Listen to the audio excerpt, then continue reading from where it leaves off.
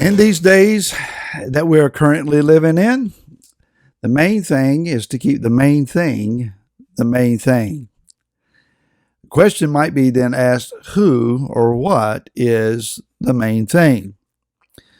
Hi, this is Barry Phillips with 10 Minute Torah, day 4 of Balaq, and we are at the end of Numbers chapter 22, the last verse, verse 41, which says, "And it came to be in the morning that Balaq took Balaam and brought him up to the high places," watch this, "of Baal. And from there he saw the extremity of the camp." Going down into chapter 23, verse 1 says, "And Balaam said to Balaq, Build 7 slaughter places for me here, and prepare 7 bulls and 7 rams for me here." And Balak did as Balaam had spoken, and Balak and Balaam offered a bull and a ram on each altar. And Balaam said to Balak, "Stand by your ascending offering, and let me go on. It might be that Yahweh does come to meet me, and whatever he shows me, I shall declare to you." And he went to a bare height. Few things really stand out in interest to me here. And that is that primarily Balaam and Balak are seeking to find a height, a vantage point in which they can perceive the faults and flaws of Israel.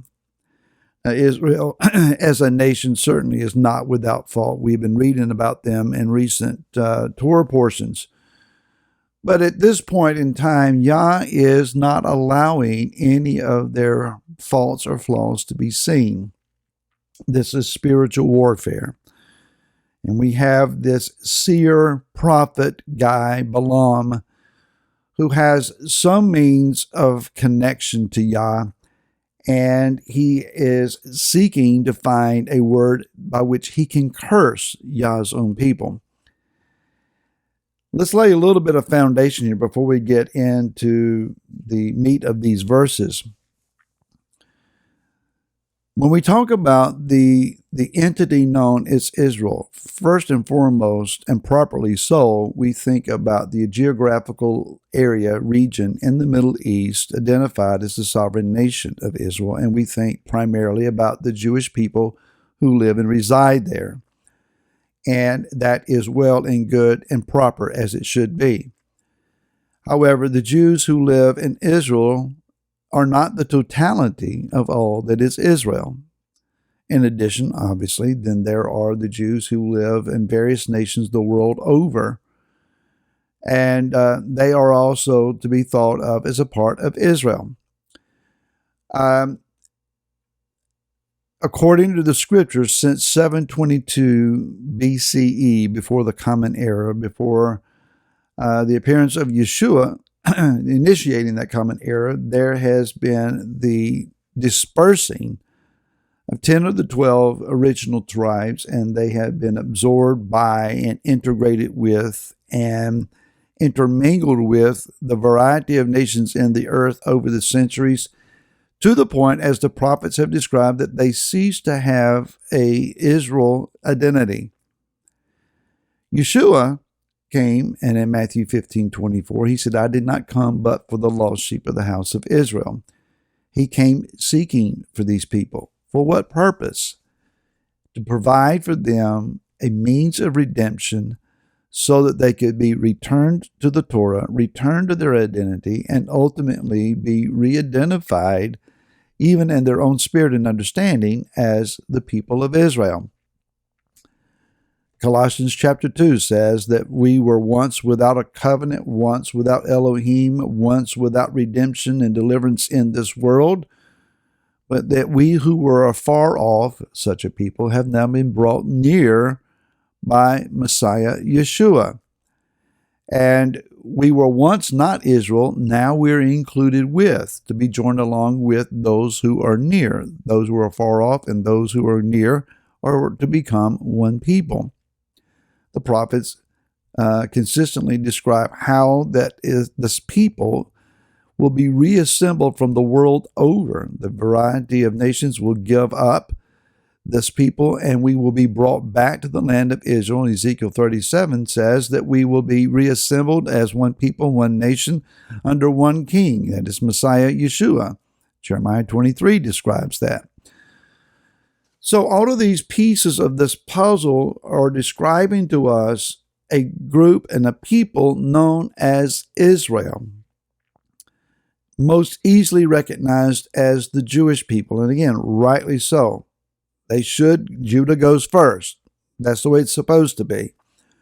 But we are to be included with and brought along, not replacing a single Jew, but added to, in addition to. Be very clear there. That understood, this prophet, this going prophet, whose focus is from the vantage point of the nations and the earth, not Israel, his first and foremost allegiance is to the nations, to those who will pay him to prophesy, looking for a vantage point to speak against Yah. Now, let's look at what it says. They are standing on a high place of Baal.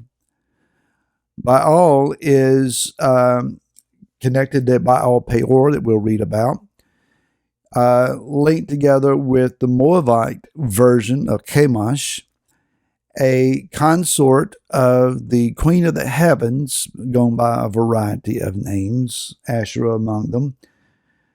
And these false pagan deities and gods and idols, myths and legends, demons masquerading behind a piece of stone or inside a shrine, have captured their hearts and their allegiances. These altars are at Baal's known heights.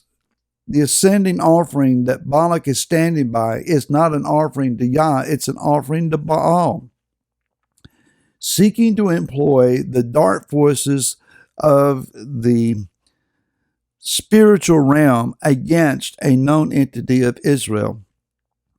And try as they might to find such a vantage point, they can't find one. And the clue may be given to us in that it says that they go to prepare 7 bulls and 7 rams on 7 different altars. The number 7 being emphasized here. Of the many important applications of 7, the first one we see is Shabbat. Yah sets apart the 7th day. He alone has the authority to do that. No one can come and change that day. Yah has determined the 7th day to be the 7th day of rest with him. Those who keep the covenant of Shabbat with Yahweh, they are a covenant people, and they are known as Israel and all of its varieties of applications. We are not a perfect people. We're not without faults and flaws. We are not perfect in our understanding of things. But it is with Shabbat that you begin this path. If you're not willing to accept Shabbat, you're not going to really accept feast days or a change of celebrations or diets or wearing a tzitzit or anything else. It starts with Shabbat. But once you come to Shabbat and you begin to embrace the Shabbat, the scriptures begin to open up and you begin to see many other facets of this walk.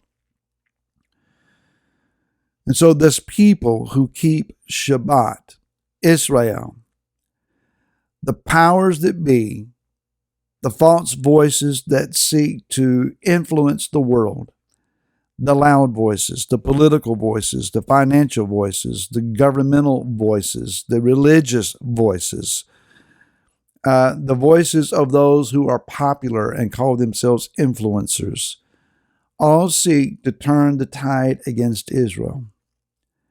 But I will tell you this, that when Israel walks in covenant with Yahweh or Elohim, and when they keep and honor the Shabbat, and when they keep and honor his word, though they are not perfect, their faults and their flaws will be hidden. And no matter what army, government, rulers, or prophets rise against them, Yah will enable Israel to ultimately prevail, because they belong to Him. You belong to the Most High today. No weapon formed against you will prosper. And I'll see you again tomorrow. Until then, shalom.